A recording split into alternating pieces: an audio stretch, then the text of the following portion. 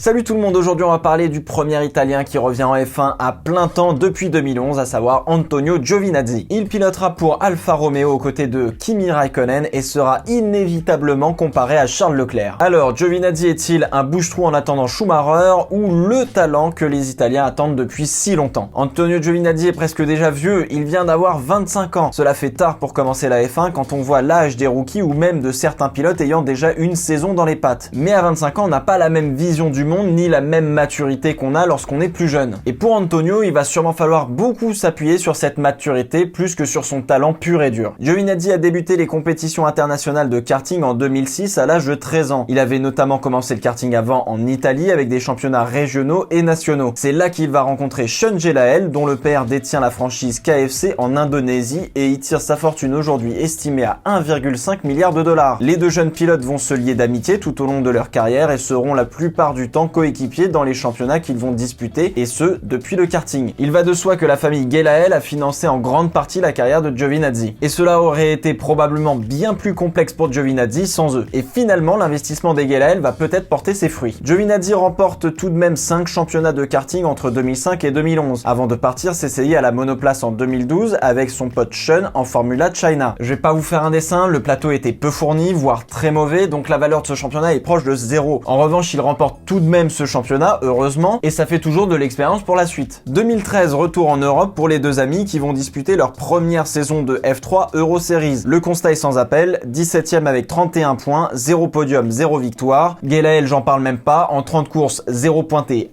absolu. Le plateau de F3 était loin d'être le meilleur, comptant Marcello Rosenqvist ou encore Pascal Wehrlein venu faire un seul meeting et y faire un triple podium. En parallèle, Giovinazzi dispute la F3 britannique où il termine 2e au championnat avec 2 victoires. Il remet le couvert en 2014 sans plus de résultats face à Esteban Ocon et Max Verstappen avant qu'il fasse une 3e saison pour enfin décrocher la 2e place au championnat en 2015 avec un peloton très talentueux mais non expérimenté. Pour patienter, il part faire 2 courses en Asian Le Mans Series avec son pote Shun Gelael avant de revenir enfin en GP2 en 2016 en tant que coéquipier de Pierre Gasly chez Prema. Et c'est enfin la révélation. Il va donner du fil à retordre à Pierre Gasly qui s'impose tout de même au terme d'un championnat très disputé entre les deux hommes. On notera le double move très dangereux de Gelael à Barcelone sur Giovinazzi qui aurait pu vraiment très mal se terminer. Giovinazzi montre vraiment de quoi il est capable, s'imposant à plusieurs reprises avec des dépassements très bien maîtrisés et construits. Bref, il est largement du même calibre que Pierre Gasly. Et cette performance va lui ouvrir les portes de la grande Scuderia Ferrari. Il n'intègre en revanche pas la Ferrari Driver Academy, bien qu'il y soit observé pour y entrer. Le marché des transferts est déjà joué pour la saison 2017 en F1. Sauber a déjà signé Wehrlein et Ericsson pour la saison et Giovinazzi arrive un peu tard. Il va avoir le goût de la F1 tout de même en disputant les 2 premiers Grands Prix puisque Wehrlein se remet d'une blessure. Finalement, Giovinazzi ne roulera plus de la saison 2017 en course puisqu'il fera le pilote simulateur pour Ferrari et Haas. Il participe quand même à quelques séances d'essai du vendredi pour Haas durant la saison. Mais quand vous êtes pilote, ne pas rouler en course pendant une saison, c'est quand même mauvais. Vous perdez l'habitude de participer à un championnat et la pression que cela implique. Vous perdez beaucoup d'impact médiatique et votre valeur décroît beaucoup plus vite que vous ne le voulez. Surtout que dans le cas de Giovinazzi, il a laissé un souvenir de crash en F1. En 2018, logiquement, le baquet de la Sauber devait lui revenir. Mais c'était sans compter l'arrivée de Charles Leclerc, membre de la Ferrari Driver Academy, qui venait de réaliser une saison de F2 sensationnelle et qu'il faut bien le dire, est le bien le plus précieux de Ferrari à l'heure actuelle. Et c'est une année de plus sur la touche pour Giovinazzi. Finalement, fin 2018, la chèvre Ericsson part en IndyCar et va se récupérer Raikkonen. Pour combler la 2e Alpha, il prend donc Giovinazzi. S'il y en a un qui est mal préparé, c'est bien lui. Tous les autres rookies ont roulé ces 2 dernières années alors que lui n'a fait que regarder les voitures passer. S'il a accumulé beaucoup de kilomètres en simulateur, cela ne remplace pas la pression de la course. Il fait le saut dans le grand bain alors que ça fait 2 ans qu'il n'a pas roulé en peloton. Et sa carrière est loin d'être exemplaire comme on a pu le voir avec Russell et Norris par exemple. Sa seule vraie bonne saison, c'est en 2016 en GP2, qui a montré l'étendue de son potentiel. Sauf que c'était il y a presque 3 ans maintenant, et que du coup, il en devient une inconnue. Mais comme le vélo, piloter, ça ne s'oublie pas. C'est à double tranchant. Soit il fait une saison de fou comme en 2016, soit il se fait écraser par la pression de la F1 et du siège éjectable sur lequel il se trouve. Il est là pour chauffer le baquet qui sera prévu pour Mick Schumacher en 2020 ou en 2021, en fonction des performances en F2 du pilote allemand. Lui aussi protégé PDG de Ferrari. Giovinazzi va devoir véritablement faire ses preuves en F1 s'il veut continuer à rouler après sa première saison, pour impressionner et pourquoi pas rouler pour une écurie qui ne sera pas motorisée par Ferrari. Mais à ce moment-là, il faudra amener du budget pour rouler, et on pourrait bien voir les ailes de poulet débarquer en F1 avant changer la L. Et vous, Antonio Giovinazzi,